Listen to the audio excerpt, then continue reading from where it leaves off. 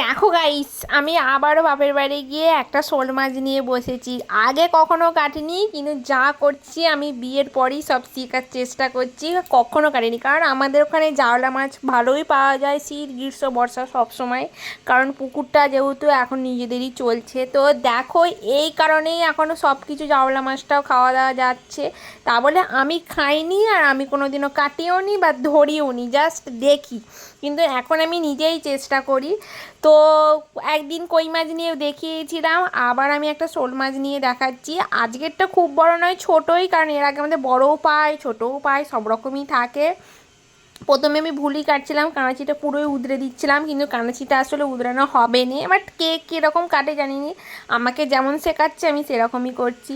তবুও শিখছি, কারণ যা পারে হোক, ওখানে কেউ কিছু বলার নেই যে নষ্ট কেন করছো কি কি। কারণ এই মাছ অনেকে ঘেন্না করে, আবার অনেকে এই মাছ মানে চেষ্টাও করে, অনেক দাম দিয়ে কিনে আনে বাজার থেকে।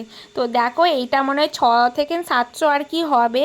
আর কতগুলো চাকা আর হলো তোমাদের সবটাই দেখো। এই দেখো 5টা চাকা, লেজা আর মাথায়, যে মাথাটা আমি ভুল করে একটু অন্যরকম কেটে ফেলেছিলাম।